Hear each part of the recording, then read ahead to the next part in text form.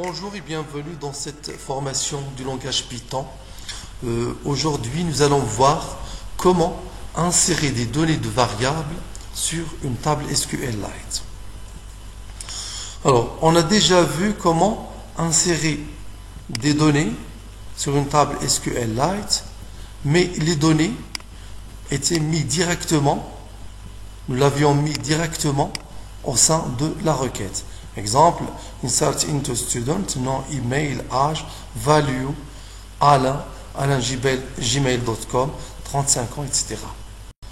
Alors, l'insertion de données qui se trouve au sein de la variable de cette façon-là ne pose aucun problème. Nous l'avons déjà essayé, on peut l'essayer encore. Exemple, je vais mettre ici Robert.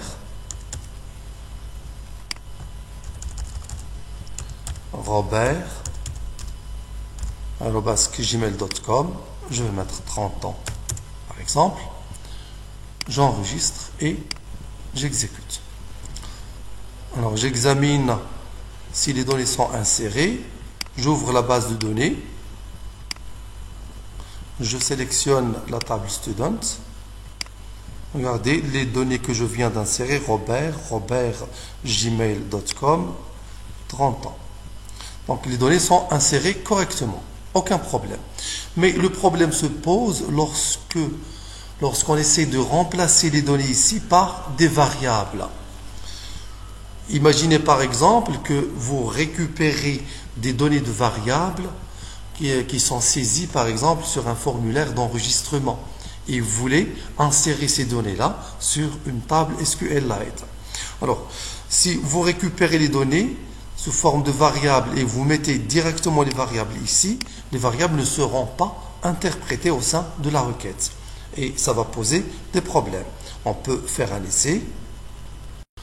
Je vais prendre comme variable, par exemple, AD égale le nom Adam, par exemple. L'email EM égale Adam @gmail.com. Je prends l'âge AG égale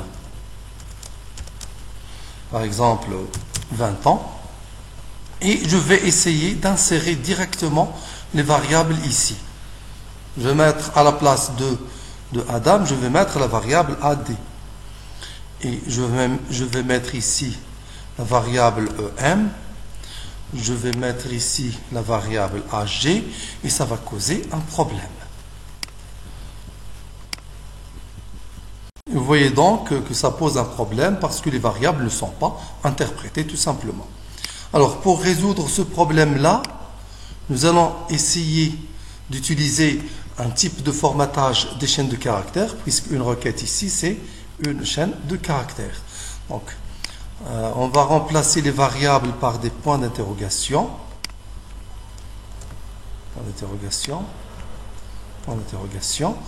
Et on sort de la requête et on va mettre les noms des variables. On va mettre les variables ici juste à côté de la requête, entre parenthèses. Donc la première c'est la variable AD qui est le nom Adam, deuxième c'est EM, troisième c'est AG. J'exécute et je vais voir si les données Adam gmail.com, âge 20 ans sont insérées ou non. J'actualise. Regardez, les données sont insérées correctement. Adam gmail.com, 20 ans. Et voilà, c'est terminé pour aujourd'hui. Merci. Prochain tuto.